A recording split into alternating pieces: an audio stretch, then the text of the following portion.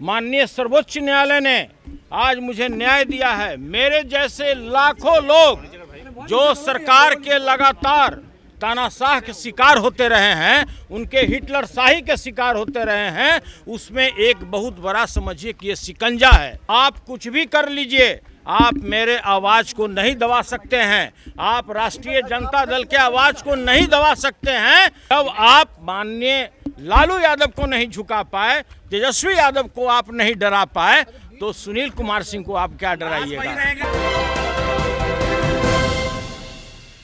तो आरजेडी के एमएलसी सुनील सिंह की सदस्यता वापस हो गई है और सुनील सिंह देखिए फिर एक बार पहुंच गए हैं। देखिए सदन में भाग लेने के लिए आज पहुंच चुके हैं। तो देखिए सुनील सिंह की तस्वीर हम दिखा रहे हैं। आज सदन पहुंचे हैं। इनकी सदस्यता रद्द हो गई थी, लेकिन सुप्रीम कोर्ट के आदेश के बाद इनकी सदस्यता बहाल हो गई है।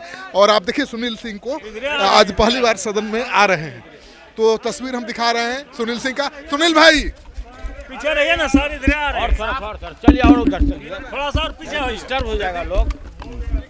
इंसाफ मिलने में लेट हुआ क्या? आपको इंसाफ मिलने में लेट हुआ? देखिए आप भी जानते हैं, खुदा के घर में देर है अंधेर नहीं है। आप लोग ये भी अच्छी तरह से जानते हैं, किसी लोकतंत्र के मंदिर में 26 जुलाई 2024 को जिस तरह से जनतंत्र के मूल्यों का, जनतांत्रिक मूल्यों का गला घोटा गया, उसमें दूध का दूध और पानी का पानी हो गया है।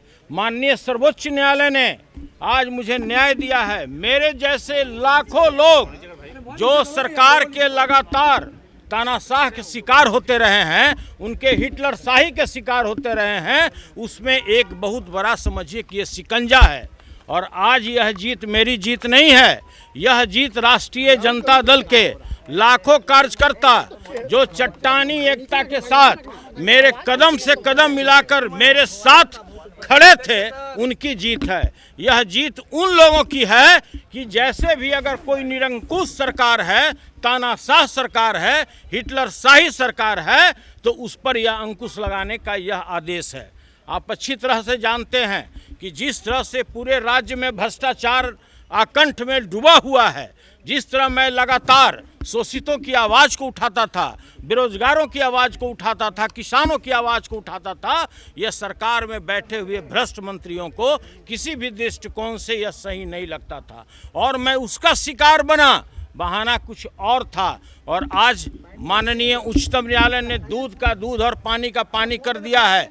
आप कुछ भी कर लीजिए, आप मेरे आवाज़ को नहीं दबा सकते हैं। आप राष्ट्रीय जनता दल के आवाज़ को नहीं दबा सकते हैं।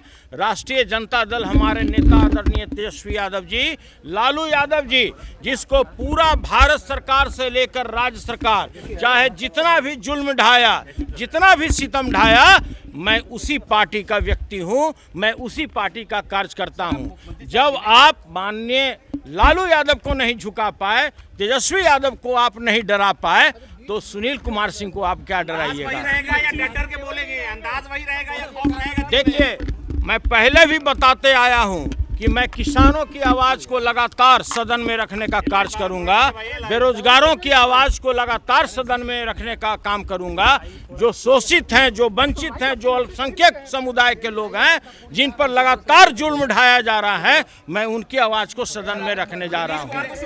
आज देखिए, आज आप लोग अच्छी तरह से जानते हैं कि जिस तरह बजट में कागज पर छलावा किया जा रहा है इस राज्य के किसानों के साथ, जिस तरह से बेरोजगारों के साथ छलावा किया जा रहा है, कोई व्यक्ति अगर इस राज्य में जैसे ही जन्म लेता है कोई बच्चा, तो उसके ऊपर में 29,000 रुपये का कर्ज होता है। और बिहार आज भी पूरे देश में फिसड्डी, आय के मामले में फिसड्डी साबित हुआ है। अच्छी तरह लोग जानते हैं, प्रति व्यक्ति जो आय है यहाँ 68,000 रुपये है, मात्र 68,000 रुपये, और पूरे देश में ये नीचे से टॉप है। तो मैं ये कहना चाहता हूँ कि आप ये जो बजट में आम पब्लिक के साथ छलावा कर रहे हैं, यह हम लोग इस बात को लगातार सदन में उजागर करेंगे। मुख्यमंत्री का शुक्रिया अदा करेंगे। देखिए किस बात का हम शुक्रिया अदा करें, इसके लिए करें कि कोई अगर मेरे जैसा व्यक्ति, कोई राष्ट्रीय जनता दल का कोई अदना सा सिपाही अगर भ्रष्टाचार के विरुद्ध में आवाज उठाता है तो आप उसके आवाज को दाबने का प्रयास करते हैं, आप उसको सदस्य से बाहर निकालने का काम करते हैं। मैं इसके लिए उनको शुक्रिया अदा करूं, मैं इनके लिए शुक्रिया अदा करूं जो महिलाओं के बारे में इस तरह अपमानजनक शब्दों का प्रयोग करते हैं।